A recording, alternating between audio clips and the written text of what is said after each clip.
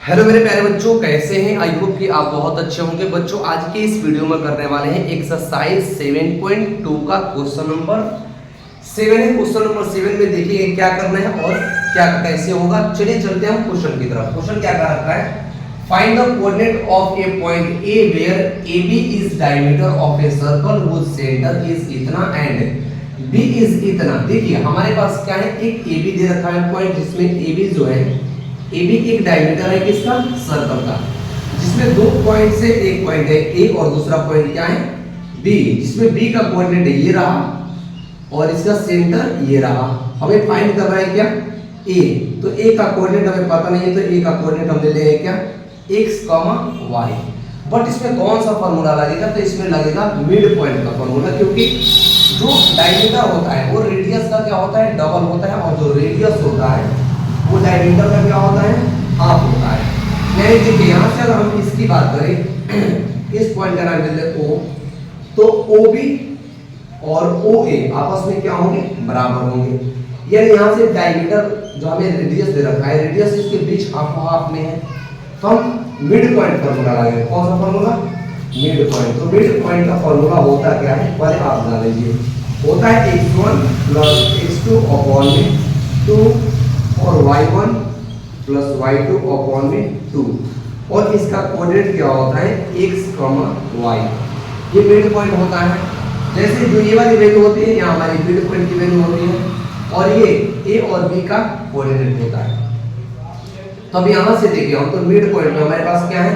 x और y का coordinate क्या है? 2 और -3 is equal to x1 + x2। अगर हमें a b में लेंगे तो देखिए a का कोऑर्डिनेट अब आगे लीजिएगा, तो a का कोऑर्डिनेट आपने लेट क्या कर रखा है? x, y। तो यहाँ से जो x1 हो जाएगी, x1 होगी x, और y1 जो होगी वो होगी क्या? y। b का कोऑर्डिनेट यहाँ से लीजिएगा, तो b का कोऑर्डिनेट है ये 1 और क्या है? 4। यानी x2 की जो वैल्यू हो वो होगी 1 और y2 की जो वैल्यू हो जाएगी वो हो जाएगी यहाँ से 4। अब हमारे पास a और b का कोऑर्डिनेट है, हमारे पास ये मिड पॉइंट का फार्मूला भी, तो हम फिल कर देंगे x1 + x2। x1 क्या है? x + 1 अपॉन में 2, y1 + y2। देखिए y1 y + y2 4, यानी y + 4 अपॉन में हो जाएगा क्या? 2। ये वाली जो वैल्यू होगी ये इस इक्वेशन को सेटिस्फाई करेगी, ये वाली जो वैल्यू होगी वो y को करेगी। यानी 2 जब हम लेंगे तो ये वाला इक्वेशन लेंगे, x + 1 अपॉन में 2। इसको इधर गुणा कीजिए, तो ये क्या हो जाएगा? x + 1, और ये मल्टीप्लाई होगा तो 2 2 हो जाएगा क्या? 4। तो जो x होगा ये इधर घट जाएगा, तो 4 में से 1 जाएगा, यानी x की वैल्यू यहाँ पर क्या आ गई आपकी? 3 आ गई। x की वैल्यू क्या आ गई? 3 आ गई। y के लिए लीजिए, तो y का कोऑर्डिनेट यहाँ पर क्या है? -3 इज इक्वल टू y लिखते यहाँ पर क्या है? y + 4 अपॉन में 2, यानी y + 4 अपॉन में, इसको इधर इंटू कीजिए, तो ये होगा क्या? y + 4 is equal to minus का, ये क्या होगा? माइनस का यहाँ पर 6, यानी 3 2 6 माइनस का।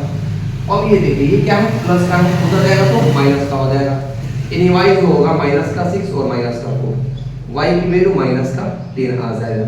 यानी जो हमारे पास a का कोऑर्डिनेट जो हमने x और y लेट किया था वो क्या आया था? 3 और -3।